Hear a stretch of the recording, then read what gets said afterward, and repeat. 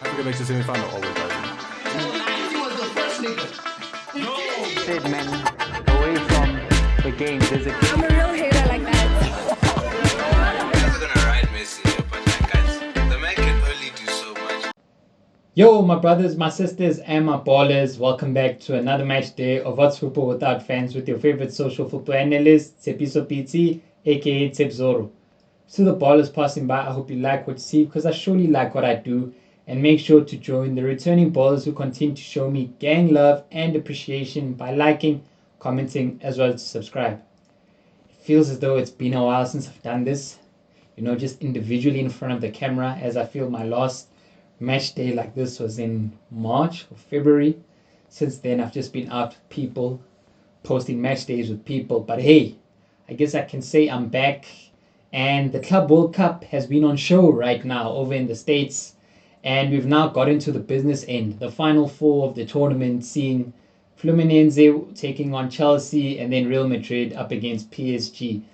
Now, majority of this tournament with the winnings or goals or man of the match awards gained from the players, it's all been about the money coming in. How much money is gained from this win, how much money is gained from a draw, how much money is gained when qualifying for the last 16 and qualifying for the final 8 and into the semi-finals. I feel as though whatever team you are and whatever club you are, when you get to the semi-finals of a tournament, no matter who's in your way or how strong the opponents on the other side of the draw are, your aim fully turns into winning the competition.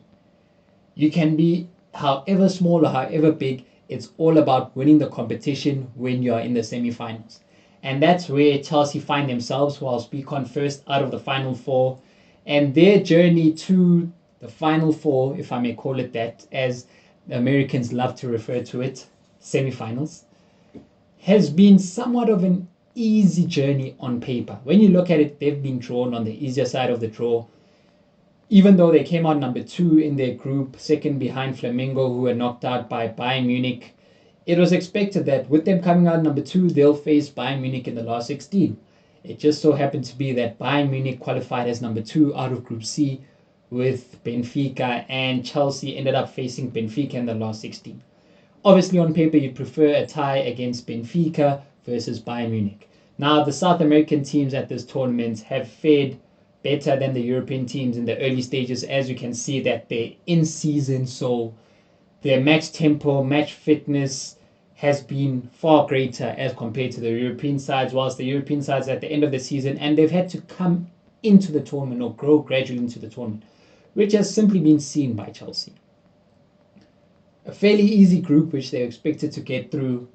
A routine victory against LAFC in the first game with goals coming from Neto, who's been our most informed player during this tournament, as well as Enzo scoring that game. And then a somewhat shock loss to Flamengo, whose admin on Twitter really annoyed a lot of us Chelsea fans. Like, that admin was doing somewhat of an overperformance. If anything, we lost 4-1 in that game because the fourth goal was scored by the admin and not 3-1. Led for most of the game, and then all of a sudden a 10-minute spell of just losing our heads, conceding silly goals and making changes, with those changes feeling like they became null and void as Jackson soon got a red card. The boys just fell. And then eventually we turned it on, being able to get through Esperance with a 3-0 victory as the final game of the group stages. System was changed, formation was changed, as well as players' positions in the match against Benfica, with us seeing Cole Palmer deployed as a left attacking mid. And he fared quite well in that game. Chelsea produced a great performance the whole match, if I'm being honest, up until the weather killed our vibe. And hey, America, we need to address this thing about the weather, but it may be spoken about in another match day. Because for next year's World Cup, we can't be dealing with such delays. The weather delay was as long as the match.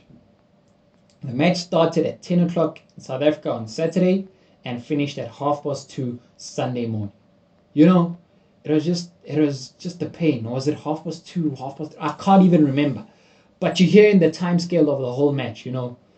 It's been questionable with Reece James, having seen that we're only able to give him a certain amount of minutes as we are cautious with him, as happened against Palmeiras in the warm-up. But although he's posted saying he's fully fit, so we hope to see him back in the semi-finals against Fluminense. Liam Delap has been deployed up front during Nicholas Jackson's signing. And then Chelsea went on to perform a cheat code, which I so madly feel like signing a player mid-World Cup should be illegal. It just shouldn't be allowed. And we've done that with two players, in João Pedro and Jamie Gittins. Jamie Bino Gittins. Luckily, Bino Gittins is cup tied. But João Pedro, what you showed us against Palmeiras, man, it looks like you're the best striker in our team. And I would not be surprised, even with you not training as much with us, seeing you start against your old boys in Fluminense. Caicedo will be back for that game, which just helps us even more, even though Andre Santos put in a solid performance, not setting a foot wrong, and just did exactly what he was supposed to do, effectively and so efficiently, alongside Enzo Fernandez.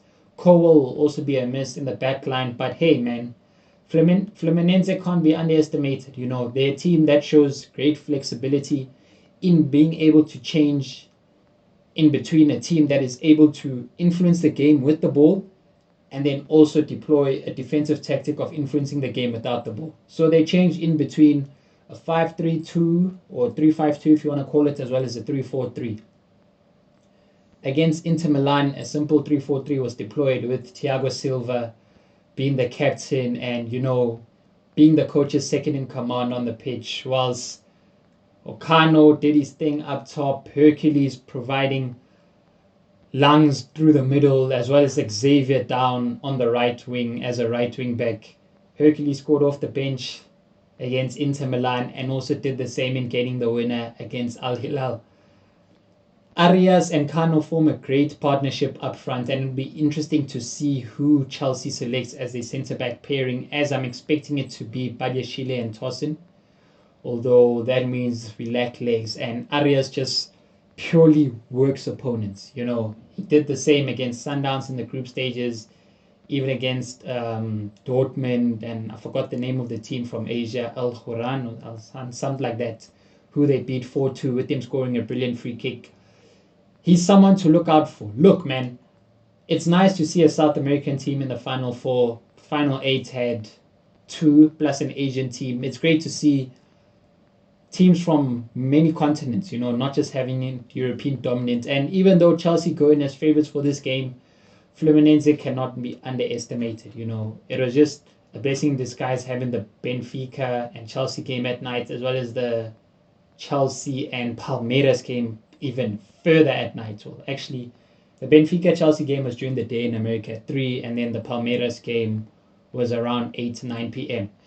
Obviously, it's still hot then, but less hotter than the games that start at 6 or 9, you know, when it's 12 o'clock there during the day, where I feel Chelsea just can't deal with it, and more so the European teams just can't deal with it. Moving over onto the hotter side of the draw, Real Madrid going up against arguably the best team in the world this season, or let's just simply put it as the best team in Europe, because we may label the best team in the world as the team that wins this competition. Kylian Mbappe will be facing his former employers. Now, we don't know whether or not Kylian Mbappe will start the game as Gonzalo Garcia. Bro, I don't know where you came from, my baller, but you've just made your name during this tournament. Goal against Dortmund, a goal against Juve, 2 goals in the group stages against Salzburg, and another one against Al Hilal has him as tied the top goal scorer of the tournament. And you've probably set a name for yourself under Xabi Alonso. As for Xabi Alonso, the football that you have Real Madrid playing right now is so beautiful to watch, and I feel like we haven't even seen the peak of you guys. Ada Gula in that midfield, playing those quick forward passes and playing that early pass before the opponents position themselves. It's just amazing to see Xabi Alonso's 3-5-2 with Real Madrid, man. A midfield of Valverde doing what Valverde should do, instead of us needing to see him at right back. And if he is set out there, it's just a positioning change or positioning move in the game when Trent Alexander tucks in and then he goes off onto the right flank defensively, provided Tchouameni has not been able to move into the back 5 in having his auxiliary role. But we're starting to see Valverde do what Valverde must do. Aregola pulling the strings, and Bellingham continue to have license in the midfield and just showing us how great of a midfielder he is. The auxiliary role that Tchouameni is performing It reminds me a bit of what I saw from Ruben Neves for Al Hilal, and it just suits him. I feel as though we are gonna start to see the best out of Oralem Tchouameni. Since he's joined Real Madrid, we knew him as a future great defensive midfielder, but we've not really gotten to see him. And I feel as though now that's definitely gonna happen. It's definitely gonna happen, and now we just wait to see who will replace Dean Huyson in the defense as he got a red card against Borussia Dortmund. I expect that Sensio to come back in, who had also received a red card early in the competition. But it may just be a player like Raul Asensio deployed alongside Antonio Rudiger, or Tchouameni will go into the back line and then Ceballos may start the game. But all in all, we're seeing beautiful football from Real Madrid. If Mbappe is to start against PSG, I would expect Vinny to be taken out. Now, it's not to say Vinny has had a bad competition. He has not. He's done his part in the front two alongside Gonzalo Garcia. It's just that thing of you can't take out Gonzalo Garcia right now. Maybe you can, which would be a hot decision and will be pointed at to Xabi Alonso provided they lose the game in seeing Vinny and Mbappe start together. But right now, if you are going to bring in Mbappe, the man who goes out of the team is Vinny Jr., unfortunately. Trent Alexander-Arnold has shown his deliverance and the quality that he possesses, and it's still going to be seen far more throughout the season. This World Cup has just shown us a glimpse of the Xabi ball that is to come. Real Madrid fans are so happy, and obviously, honestly, just as a neutral watching them in being a Chelsea supporter, when I watch them, I'm just enjoying them in this competition. It's just beautiful to watch Real Madrid right now. Now, I'm not saying it wasn't beautiful to watch them under Ancelotti. You know, their flexibility and intuition that the players had in doing what they're supposed to do was amazing to see. But to see it as a collective from the whole 11, amazing. Just amazing. In my opinion, I have them as favorites up against PSG. Look, it's quite tight, you know. No team is a distinctive or definitive favorite, but I feel Real Madrid will go through against PSG, who, man, just continue to show dust. It's as simple as that, my ballers. PSG just continue to show dust. They underperformed against Bayern Munich. You know, in the first half, it was unfortunate seeing Jamal Musiala get that injury, but Bayern Munich were purely in that game, you know. Bayern Munich were in that game, and PSG just didn't perform to the PSG standards that we've seen them perform to this season. But then again, so many mistakes were done from Bayern Munich's defense and Manuel Neuer, and PSG didn't take advantage of it. Honestly, the chance Desiree Doué scored was potentially the hardest chance that they got in the game. And then the red card from Pacho, who will be missed against Real Madrid. Both teams are having their main centre-backs out, and we'll see Beraldo come in. But I purely see PSG upping their standards, you know.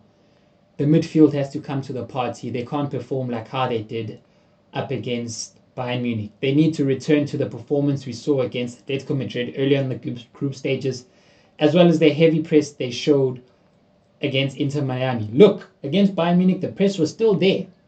The press was still there, but then pounce on that press, you know. Take your chances. When you penetrate, pull the trigger and kill your opponents, you know.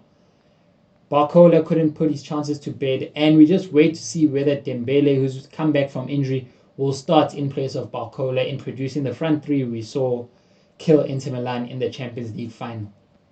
PSG, you have your marauding fullbacks who interchange well with the attack in Hakimi and Nuno Mendes.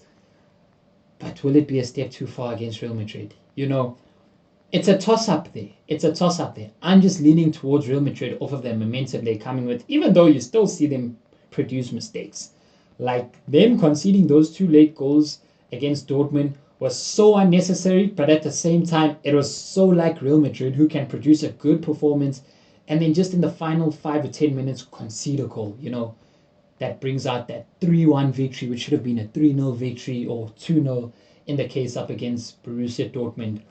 They have that in them, you know, they have that in them. Both teams have amazing goalkeepers who surely will be called upon to be match winners in Donnarumma and Thibaut Courtois.